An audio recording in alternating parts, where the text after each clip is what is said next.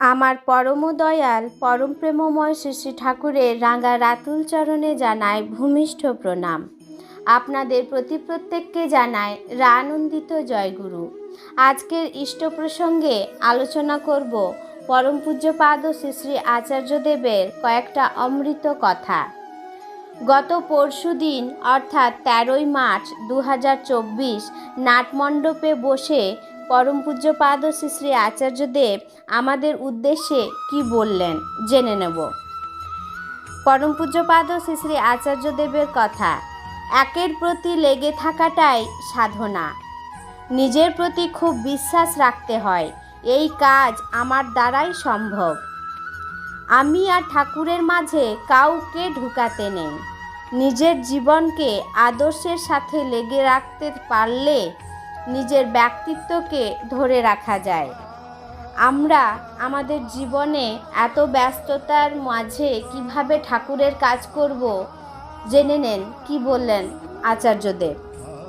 কাজের ফাঁকে ফাঁকে যতটুকু সময় হয়ে ওঠে ততটুকু যেন আমি ঠাকুরের কাজ করতে পারি, এই চিন্তা ভাবনা যেন সব সময় থাকে। নিজেকে দুর্বল ভাবতে নেই, দুর্বলতা আমাদেরকে চারিদিকে দুর্বল করে ফেলে।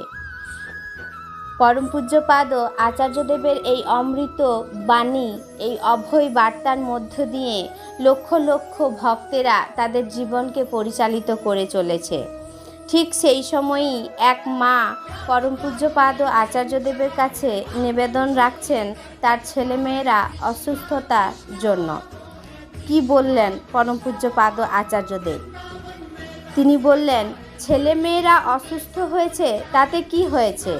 আমরা যারা আশ্রমে থাকি আমাদের ছেলে মেয়েও অসুস্থ হয়, তার উপর বিশ্বাস রাখতে হয়, ভালো ডাক্তার দেখিয়ে চিকিৎসা করে নিতে হয়। তিনি মাটির উদ্দেশ্যে এই কথাগুলি বললেন। তিনি আরও বললেন, ভক্তিকে ভাগ করতে নেই, ভক্তি এক জায়গায় ঠিক রাখতে হয়। একের সাধনা করতে পারলে গ্রহদোষ, রাহুদোষ, শনিগ্রহ, কোনো খারাপ গ্রহ আক্রমণ করতে পারেন না। পরম পূজ্যপাদ শ্রী শ্রী আচার্যদেবের এই অমৃত বাণী আমাদেরকে আমাদের জীবন পরিচালনার ক্ষেত্রে অগ্রসর করে নিয়ে যায়। তিনি আরও বললেন, সৎসঙ্গ জগৎটাই ভালোবাসার জগৎ, ভালোবেসে আদায় করে নিতে তার কাজ। একটা মানুষের জীবনে হারাতে নেই, একটা মানুষকেও জীবনে হারাতে নেই।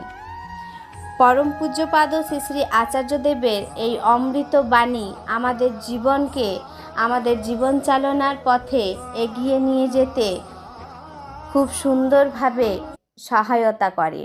তার জন্য তো আমরা ভক্তরা বারবার ছুটে যাই তার চরণে। পরম পূজ্যপাদ আচার্যদেবের এই অমৃত বাণীকে আমরা জীবনে আয়ত্ত করে নেব, যাতে আমাদের জীবনকে সুন্দর সুশৃঙ্খল করে তুলতে পারি। সবাইকে রানন্দিত জয়গুরু।